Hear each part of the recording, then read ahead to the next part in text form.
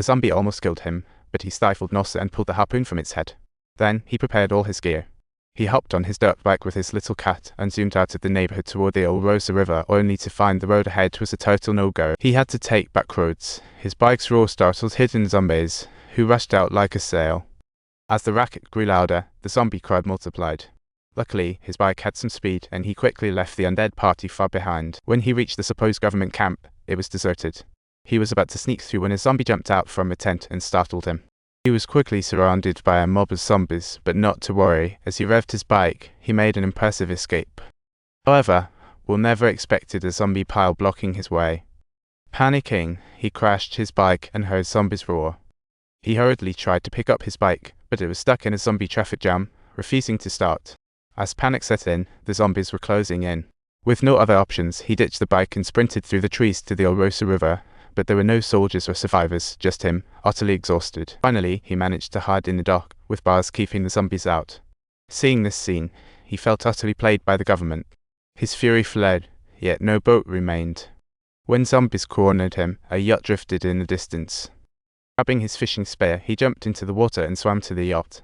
After a heroic struggle, he finally boarded, only to find out that it was out of gas and that crushed his last hope. But then he heard a noise coming from the cabin, making the easily startled yell, "Don't look." He decided to jump right in, only to discover it was a baby zombie.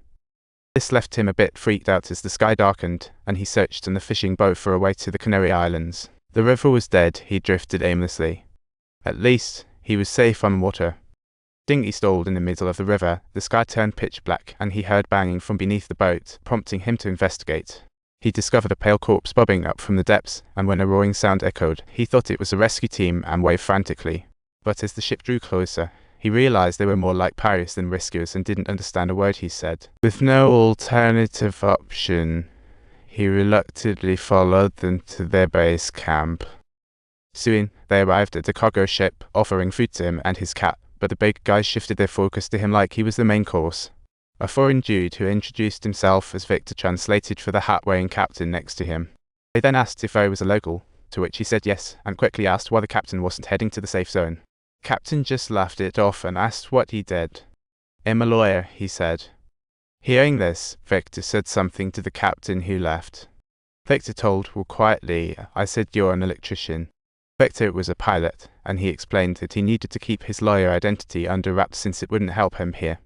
So Will settled in, but the nighttime racket kept him wide awake. Peering out the window, he saw survivors on a lifeboat calling for help, but weren't one, and he passed out. Next morning, he woke up to find no sign of those survivors and went to find Victor for answers. On deck, he saw the lifeboat and supplies, showing those people were dead. Will realized the crew hid something. Filled with dread, he sought out Victor once again, urging him to escape together, revealing he knew where a helicopter was. All they had to do was find the helicopter, and they could escape to the Canary Islands. But Victor's status here was low. This made Victor a bit hesitant as he urged Will to keep a low profile, but Will was done waiting and planned to sneak out of the cabin that night. Spotting the motorboat unguarded, he decided this was his moment. He crept up to the lower deck and found two bound men.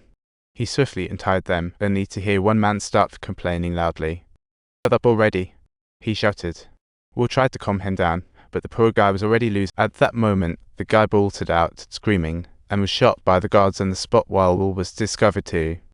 Victor heard the racket and rushed in, telling the guards Will was still useful and shouldn't be killed. The guards were on edge and ready to take poor Will out. Then Victor sprang into action, shoving the guard down and choking him with a rope. After a struggle, the guard was quickly knocked out. They made their way to the motorboat below deck. As they prepared to leave, a guard saw them, killed a teammate. Will started the motorboat in time. Victor covered them with his gunfire, but in the chaotic hail of bullets, he was hit. After a harrowing trip, they finally reached the shore, but Victor was shot in the shoulder and needed to get to a hospital fast. Snagged a car off the roadside and headed for the hospital with a helicopter. When he got there, he found no sign of any aircraft.